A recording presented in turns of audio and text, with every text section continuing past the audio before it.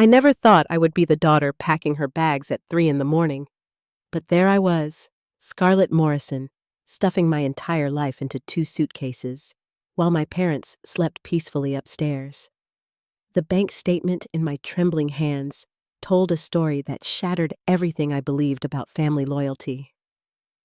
My sister Madison received $45,000 for her wedding. I got $4,000 for mine, but that was just the beginning of the lies. Before we dive into this family betrayal that destroyed everything I thought I knew about unconditional love, I want to know where my amazing viewers are watching from tonight. Are you dealing with your own family drama right now?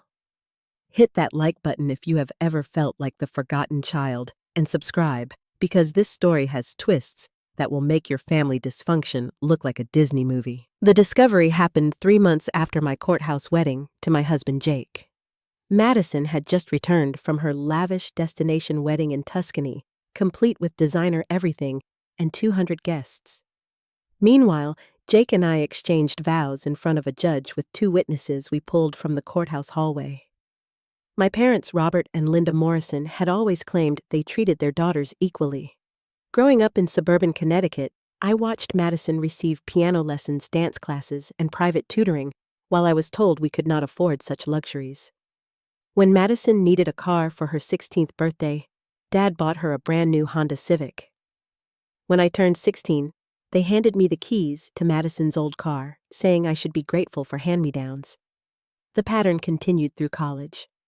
Madison attended Yale University with full parental financial support, living in a beautiful dorm and joining sororities. I worked 3 jobs to pay for state school, living off ramen noodles and sleeping on a mattress on the floor because I could not afford a bed frame. Every time I questioned the disparity, Mom would say they were investing in Madison's future because she had more potential. The breaking point came when Madison announced her engagement to her hedge fund boyfriend, Trevor. Suddenly, my parents transformed into wedding planning experts, discussing flower arrangements and venue deposits with enthusiasm I had never witnessed. They hired a wedding planner, booked the most expensive venue in town, and spent weeks flying to Italy for tastings and venue tours. When I got engaged to Jake 6 months later, I excitedly called to share the news. Mom's response was lukewarm congratulations, followed by immediate questions about our budget.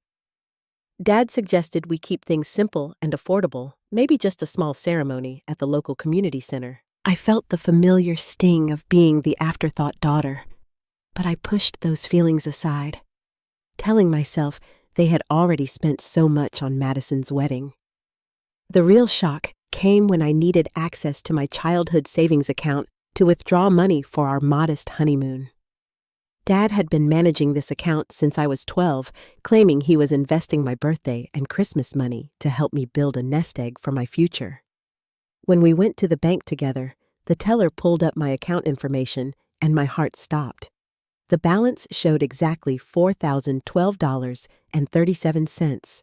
I had been depositing money into this account for over a decade, including my entire paycheck from my part-time job in high school and graduation gifts from relatives. Based on my mental calculations, there should have been at least $20,000 in this account. Dad shifted uncomfortably beside me, claiming the account had always been around $4,000. He insisted I must be remembering incorrectly, suggesting that perhaps I was thinking of someone else's account. But I remembered every deposit, every birthday check from Grandma Morrison, every summer job paycheck I had carefully saved instead of spending on teenage luxuries like my friends. That evening, I confronted my parents in our family kitchen, where I had eaten countless dinners as their supposedly beloved daughter. I asked pointed questions about my savings account, about the discrepancy between what I remembered depositing and what remained. Dad became defensive, immediately raising his voice and accusing me of being ungrateful and money-obsessed. Mom sat silently at the kitchen table, refusing to make eye contact. I demanded to see bank statements, transaction histories, any documentation that would explain where my money had gone. Dad claimed those records were stored somewhere in his office, and he would look for them later. When I pressed for specifics about when those withdrawals occurred, and for what purposes, he became increasingly agitated, finally storming out of the kitchen and slamming his office door. That night, I could not sleep. Something felt fundamentally wrong about this entire situation beyond just the missing money. I started thinking about other financial inconsistencies I had noticed over the years but had dismissed, like how my parents always claimed they could not afford to help with my college expenses, yet they somehow managed to purchase a new luxury car the semester I started university. Or how they said money was tight when I needed dental work in high school, but they renovated their master bathroom the following month. I began researching financial elder abuse and family embezzlement online, reading horror stories about parents who stole from their children's accounts. The more I read, the more familiar patterns emerged. Parents who claimed to be managing money for their children's benefit while actually using those funds for their own purposes. Siblings who received vastly different treatment based on perceived favoritism or manipulation tactics. The next morning, I returned to the bank alone and requested a complete transaction history for my savings account dating back 5 years. What I discovered made my stomach drop. There had been systematic withdrawals totaling over $18,000 over the past 3 years, all authorized by my father as the account co-owner. The timing of these withdrawals corresponded perfectly with Madison's wedding planning timeline. My own father had stolen my carefully saved money to pay for my sister's extravagant wedding while giving me $4,000 and expecting gratitude. The betrayal cut deeper than any romantic heartbreak I had ever experienced. This was not just about money. This was about a lifetime of lies, manipulation, and favoritism that had finally been exposed in black and white bank statements. Armed with the bank statements, I knew I needed to approach this situation strategically rather than emotionally. Jake suggested I consult with a lawyer to understand my legal options, but first I wanted to gather more evidence about the extent of my parents' financial manipulation. I suspected this went far beyond my savings account. I started by calling my Aunt Patricia Mom's younger sister, who had always been the family record keeper. Patricia had maintained detailed notes about family finances over the years, including tracking gifts given to various family members for tax purposes. When I explained my situation, Patricia became unusually quiet before revealing information that changed everything. According to Patricia's records, our grandmother had left equal inheritance amounts for both Madison and me when she passed away 5 years ago. Grandma Morrison had specifically stated in her will that each granddaughter should receive $25,000 to be held in trust until their 25th birthdays or wedding days, whichever came first. I had turned 25 2 years ago and had never received this inheritance. Madison had received her full amount plus interest when she turned 25 last year. Patricia also revealed that various relatives had been sending equal amounts of money for both daughters over the years, including substantial Christmas and graduation gifts that I had never received.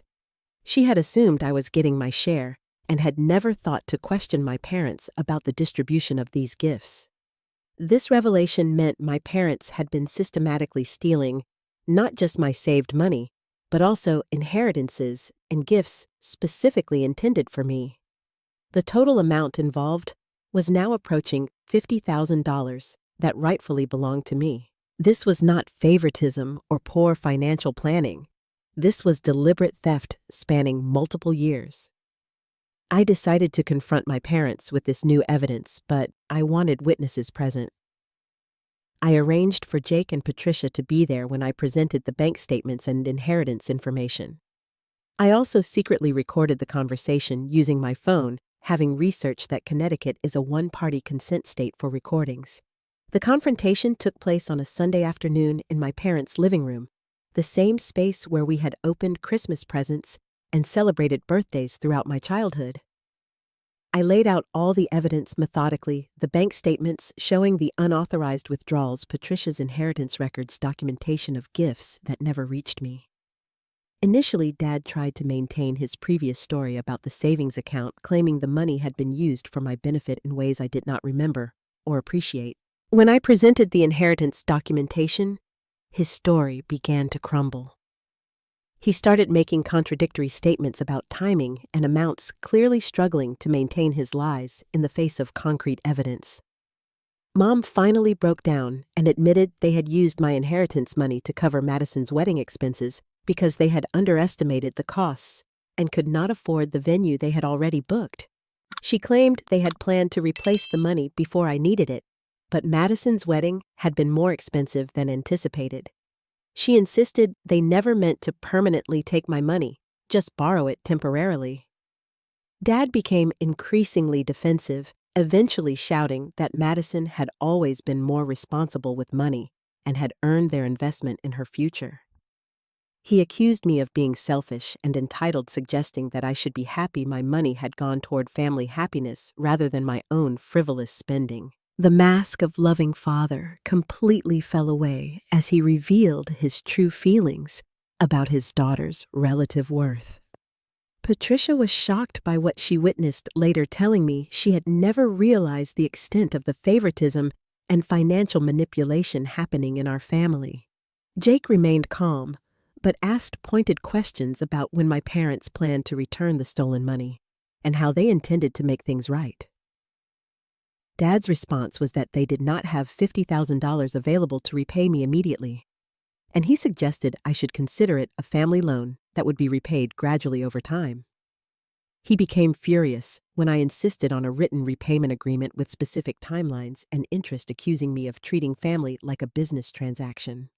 The conversation ended with Dad ordering me out of their house, saying that ungrateful children who sued their parents were no longer welcome in his home. Mom said nothing as Jake and I gathered our belongings and left, but I could see tears in her eyes as we walked out the front door. That evening, I realized I needed legal representation to recover my stolen money. I also understood that pursuing this legally would likely end my relationship with my parents permanently, but staying silent would mean accepting a lifetime of financial theft and emotional manipulation. I consulted with 3 different attorneys before finding one who specialized in family financial fraud cases. Attorney Sarah Williams explained that I had a strong case for recovery of the stolen funds, plus potential damages for the emotional distress and lost investment opportunities. She also warned me that family legal battles often destroy relationships permanently and suggested I consider whether I was prepared for that outcome. After discussing it extensively with Jake, I decided to proceed with legal action. The money was important, but more importantly, I needed to establish that stealing from family members has consequences. I was tired of being the daughter who accepted scraps while watching my sister receive everything she wanted. Sarah filed a formal demand letter requiring my parents to return all stolen funds within 30 days, or face a civil lawsuit for theft, breach of fiduciary duty, and intentional infliction of emotional distress. The letter also demanded full accounting of all financial transactions involving my money over the past 10 years. The 30-day deadline came and went without any response from my parents. Attorney Williams filed the civil lawsuit, and my parents were formally served with legal papers at their home.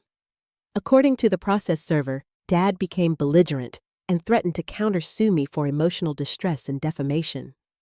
Within a week of being served, my parents hired their own attorney and launched a coordinated campaign to turn the extended family against me. They contacted every relative, painting me as a greedy daughter who was suing her loving parents over misunderstandings about money management. They claimed I was being manipulated by Jake, who they now portrayed as a gold digger who had turned their innocent daughter against them. The family pressure was intense and immediate. My Uncle Richard called to lecture me about respecting my elders and suggested I was destroying the family over money disputes that could be resolved privately. Several cousins sent messages expressing disappointment that I would take legal action against the people who raised and loved me. Most painfully, Madison called to scream at me for embarrassing the family and potentially forcing our parents into bankruptcy with legal fees. She insisted our parents had always treated us equally and accused me of being jealous of her success and happiness. When I tried to explain the evidence about the stolen inheritance and savings, she dismissed it as lies and manipulation designed to make her feel guilty about her wedding. However, not everyone sided with my parents. Aunt Patricia became my strongest ally, providing additional documentation about family finances and testifying about conversations she had witnessed over the years regarding the unequal treatment of the Morrison daughters. She also revealed that Dad had approached her multiple times asking for loans, claiming temporary financial difficulties that never seemed to resolve. Jake's family rallied around us, completely offering both emotional support and financial assistance for legal fees. His parents, who had always treated me as their own daughter, were horrified by my parents' behavior and insisted on contributing to my legal fund. This contrast between families highlighted just how abnormal my upbringing had been. 3 unexpected allies emerged from within my extended family network. My cousin David, who worked in banking, offered to analyze all the financial records pro bono to identify additional irregularities. My great-aunt, Helen Grandma Morrison's sister, came forward with copies of the original will and inheritance documentation that she had kept for her own records. Most surprisingly, my second cousin Amanda reached out to share her own story about financial manipulation within the family. Amanda revealed that my parents had borrowed $15,000 from her inheritance trust fund years earlier, claiming it was for emergency medical expenses. She had never seen repayment and had been too embarrassed to pursue the matter legally. Amanda's story suggested that my parents' financial misconduct extended far beyond just stealing from their own children. As our legal team gathered more evidence, a disturbing pattern emerged. My parents had been systematically borrowing and stealing money from various family members over the past decade, always with elaborate justifications about temporary hardships or family emergencies. They had used their reputation as stable middle-class parents to manipulate relatives into lending money that was never repaid. The discovery process revealed that my parents' lifestyle had been funded largely through these borrowed and stolen funds. The luxury car, the bathroom renovation, the expensive vacations they had taken without their children, all of this had been financed using money that did not belong to them. During depositions, Dad's carefully constructed lies began to unravel completely. Under oath, he could not maintain consistent stories about where my money had gone or when they had planned to repay it. Mom broke down during her deposition and admitted to feeling guilty about the financial arrangements, but claimed she had been afraid to oppose Dad's decisions about money management. The most damaging evidence came from Madison herself.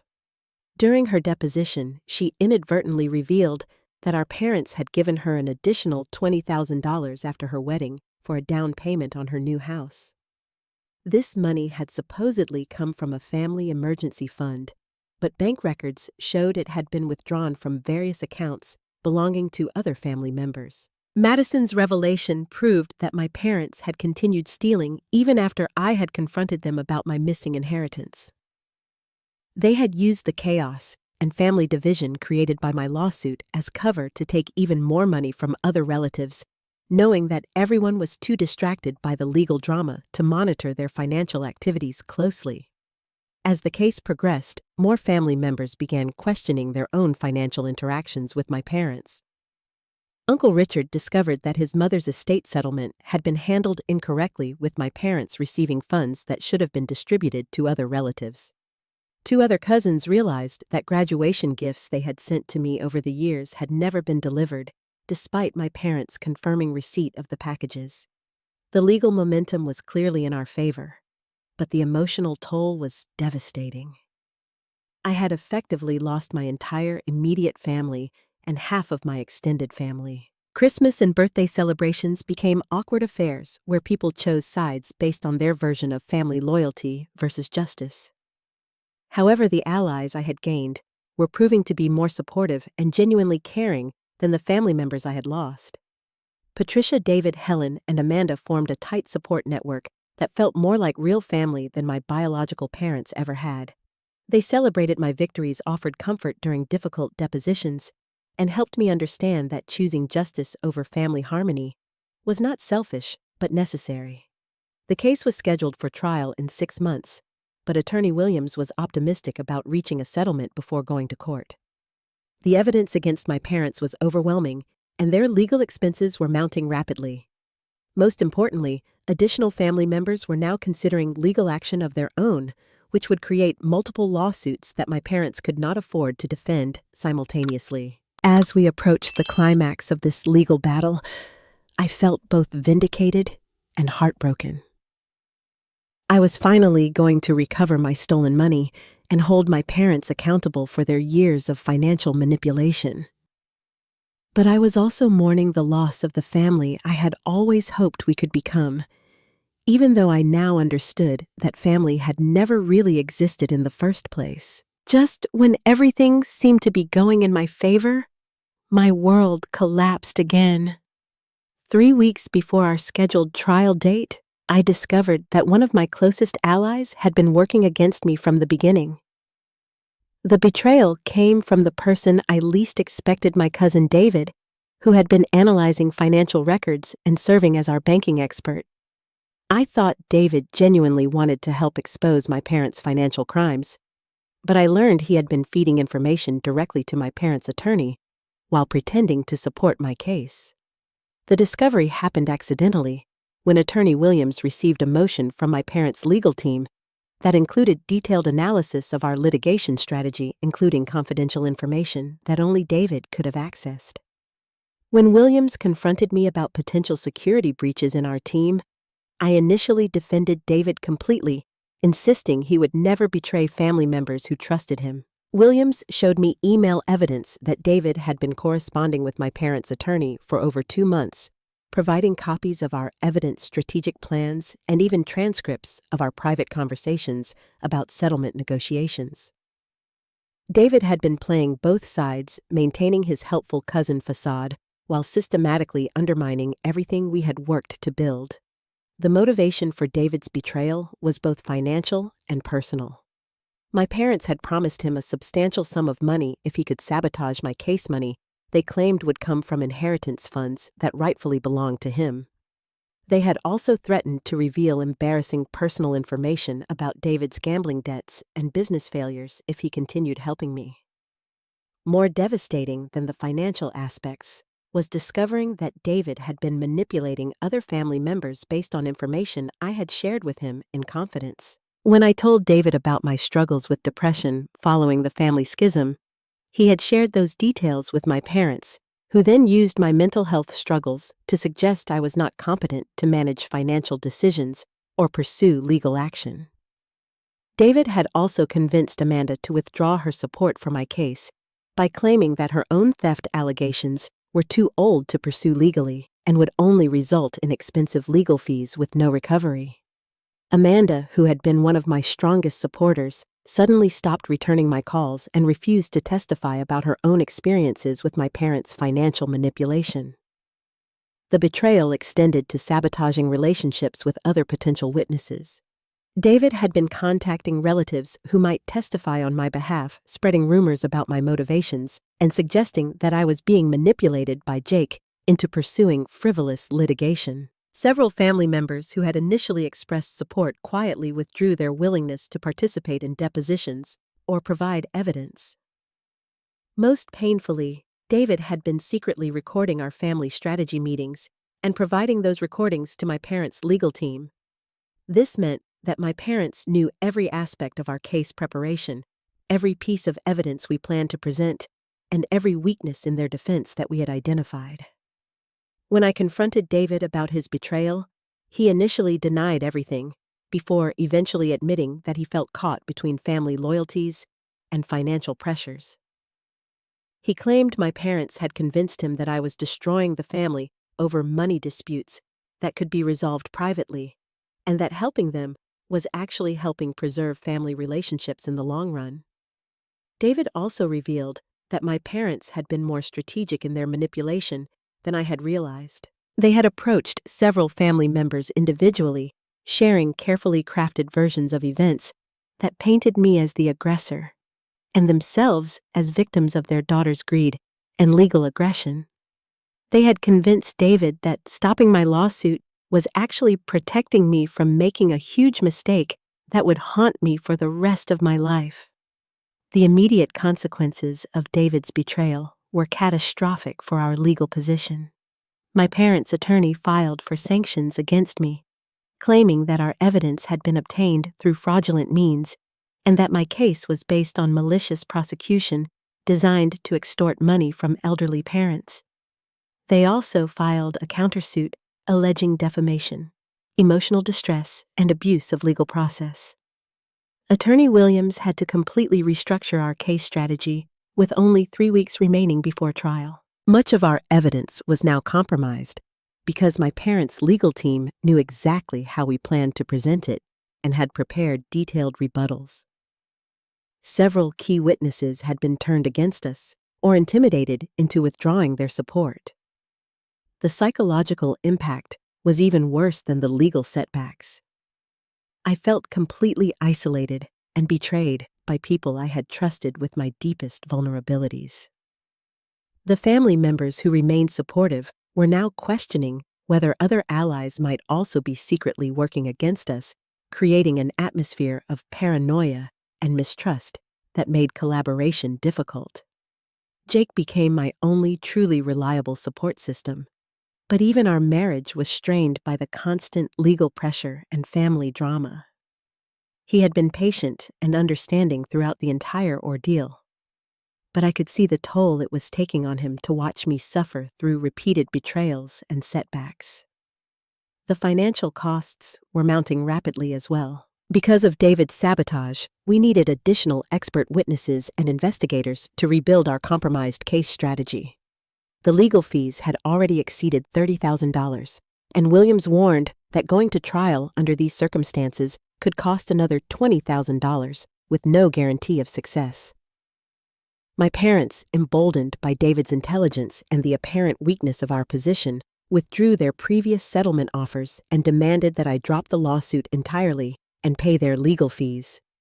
They claimed that continuing with litigation would only result in mutual destruction and suggested that family relationships could still be repaired if I admitted my mistakes and apologized for the pain I had caused.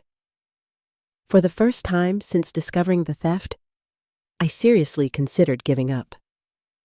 The evidence seemed compromised, my allies had been turned against me, and the financial costs were becoming overwhelming. I wondered if my parents had been right all along about my being ungrateful and destructive, and whether pursuing justice was worth losing my entire family and financial security.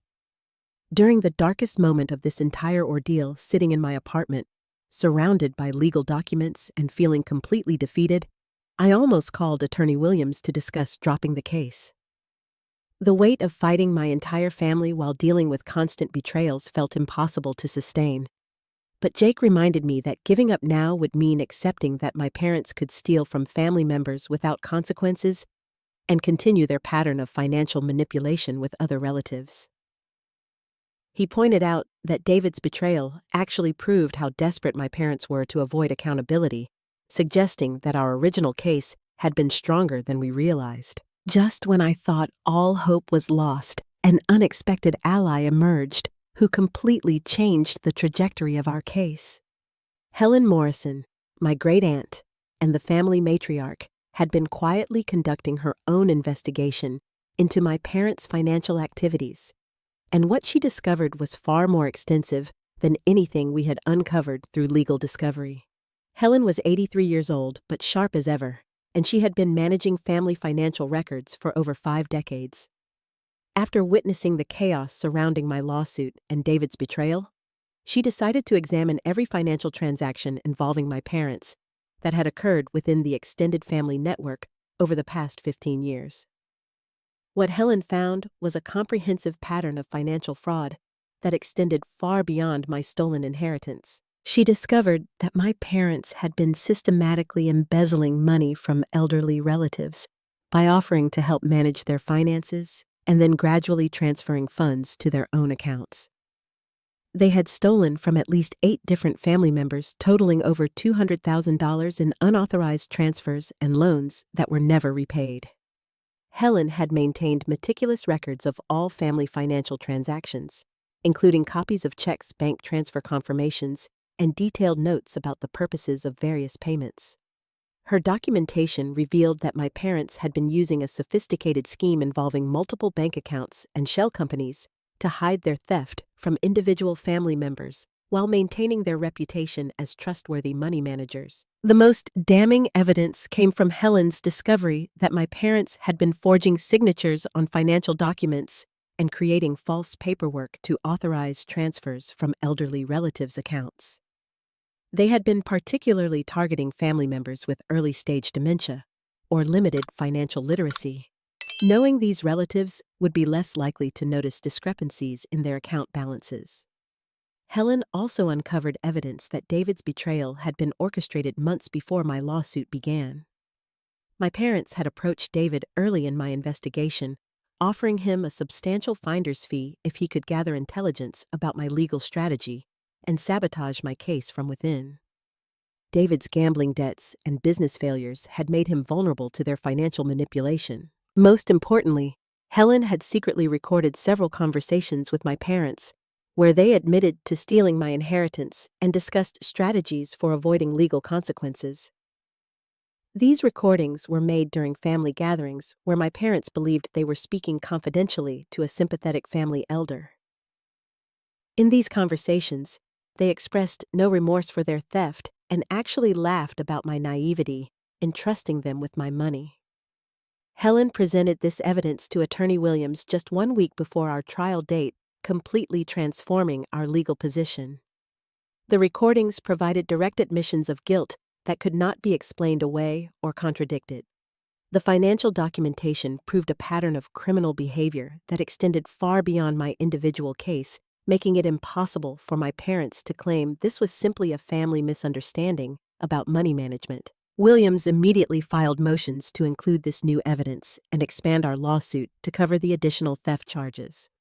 She also contacted the district attorney's office to report potential criminal violations, as the evidence suggested that my parents had committed felony theft and elder abuse against multiple family members.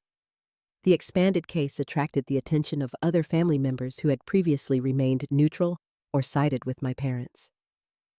When relatives learned about the extensive financial fraud that Helen had documented, several came forward with their own stories of suspicious financial transactions and missing money that they had previously attributed to forgetfulness or poor record-keeping. Uncle Richard, who had initially criticized me for suing my parents, apologized publicly and offered to testify about questionable financial arrangements he had noticed over the years. Several cousins who had been convinced by David's manipulation reached out to express support and provide additional evidence about gifts and inheritances that had been diverted by my parents. Helen's involvement also provided crucial emotional support during the final weeks before trial. As the family matriarch, her endorsement of my case carried significant weight with relatives who had been uncertain about taking sides. She publicly stated that accountability was necessary to protect other family members from continued financial abuse, and that family loyalty should never require accepting criminal behavior. The psychological impact of having Helen's support was transformative for my confidence and determination.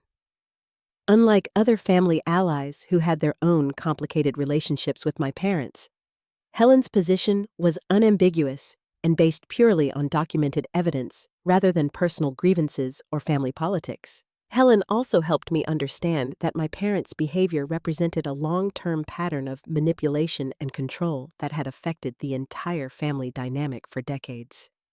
She shared stories about subtle favoritism and financial inequality that I had been too young to notice, helping me realize that Madison and I had both been victims of our parents' manipulation, even though Madison had been the favored recipient of their stolen funds. Most importantly, Helen provided access to legal resources that we could not have afforded otherwise. She hired additional expert witnesses and forensic accountants to analyze the financial evidence, ensuring that our case presentation would be thorough and professional. She also connected us with other attorneys who specialized in elder financial abuse, expanding our legal team's expertise in handling complex family fraud cases. With Helen's evidence and support, Attorney Williams was able to negotiate from a position of strength rather than the defensive posture we had been forced into following David's betrayal. My parents' attorney, faced with overwhelming evidence of criminal fraud, and the potential for criminal prosecution, began discussing settlement terms that would provide full restitution, plus damages for the emotional distress and lost investment opportunities. The tide had completely turned. What had begun as a civil lawsuit about my stolen inheritance had evolved into a comprehensive case about systematic financial elder abuse affecting multiple family members. My parents were now facing potential criminal charges, civil liability to multiple victims, and the complete exposure of their fraudulent financial schemes to the entire family and local community. Helen's intervention had not only saved my case, but had protected other family members from continued financial victimization. Her courage in coming forward with evidence despite her advanced age and the family pressure to maintain harmony had created an opportunity for justice that extended far beyond my individual situation. As we prepared for what we hoped would be final settlement negotiations, I felt grateful not only for the legal vindication, but for discovering that authentic family loyalty meant protecting vulnerable relatives from abuse rather than covering up criminal behavior to maintain false peace. The final confrontation took place in a conference room downtown, where my parents faced the full scope of their crimes being laid out by Attorney Williams and Helen's legal team. The evidence was overwhelming financial records, recorded confessions, witness testimony, and forensic analysis that proved systematic theft from multiple family members over 15 years. My parents' attorney recommended immediate settlement to avoid criminal prosecution and potential bankruptcy from multiple civil lawsuits. Within 2 hours of negotiation, they agreed to pay full restitution of $73,000 to me, plus additional payments to other family members they had defrauded. They also agreed to surrender control of all family financial accounts and submit to financial monitoring for the next 5 years. The immediate consequences extended far beyond financial restitution. Word of their crimes spread throughout our community, destroying their reputation as upstanding citizens and trustworthy neighbors. Dad's position at the local bank became untenable when his employer learned about his personal financial fraud, and he was forced into early retirement under threat of termination for cause. Mom's involvement in various charitable organizations and social clubs ended abruptly when other members learned about her participation in elder financial abuse.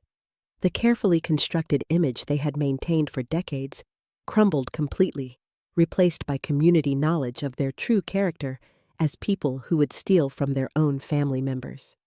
Madison initially tried to maintain loyalty to our parents, but the evidence of their crimes was too overwhelming to ignore. When she learned that her wedding and house down payment had been funded through theft from elderly relatives, she was forced to confront the reality that her privileged lifestyle had been built on financial crimes against our own family. The revelation devastated Madison's relationship with Trevor, who was horrified to learn that his wife's family were career criminals who had been stealing from relatives for years.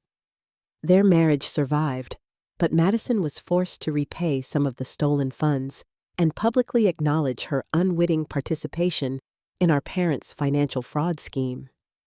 David faced his own consequences when other family members learned about his betrayal and double agent role in sabotaging my case.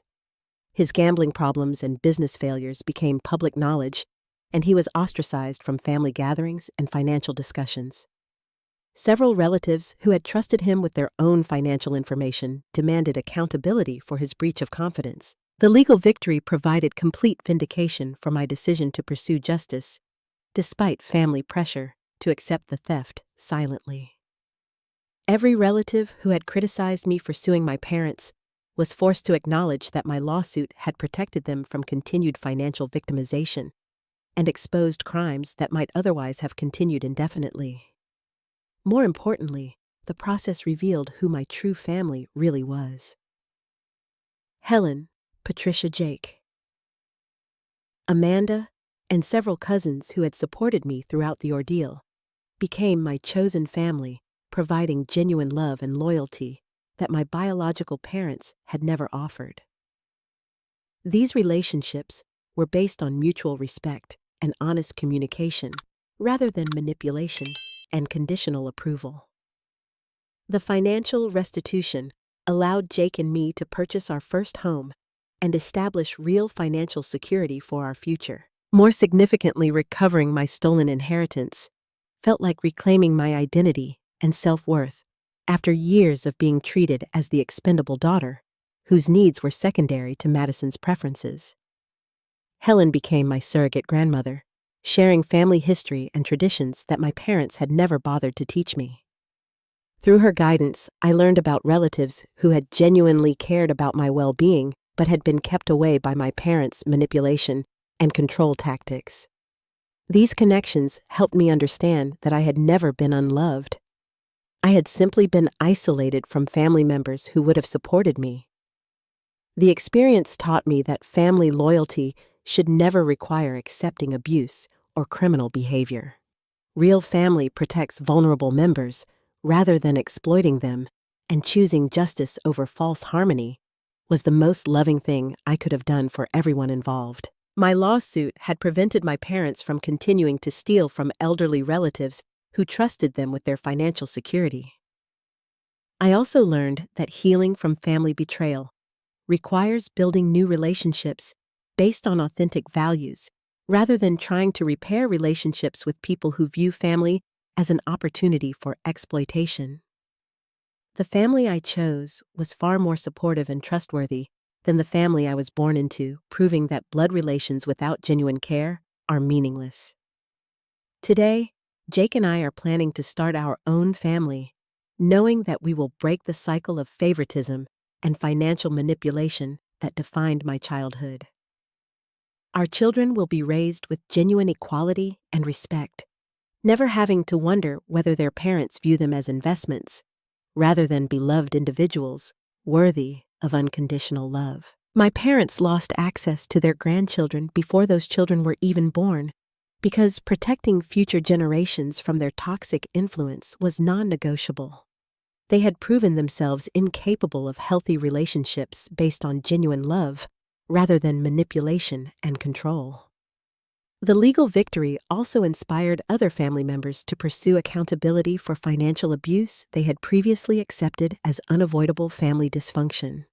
3 additional lawsuits were filed against my parents by relatives who discovered theft from their accounts, ensuring that justice extended beyond my individual case to protect the entire family network. Looking back, I am grateful for every difficult moment of this journey because it led to discovering my authentic family and building a life based on genuine values rather than appeasing people who viewed me as expendable. The midnight decision to pack my bags and leave was the first step toward claiming the life and family I deserved. Has your family ever made you question your worth through their actions? Have you discovered favoritism or financial manipulation that made you realize your childhood was built on lies? Drop a comment below about your own family justice story. I read every single one, and your experiences help others feel less alone in their struggles. If this story resonated with your own family drama experiences, please hit that like button and subscribe for more real-life stories about standing up to toxic family dynamics. Share this video with anyone who needs to hear that choosing justice over false family loyalty is not selfish, but necessary for healing and growth. Thank you for joining me on this journey from family betrayal to finding my chosen family. Remember that you deserve relationships based on genuine love and respect, not manipulation and conditional approval. Until next time, keep fighting for the family and life you deserve, not just the one you were given.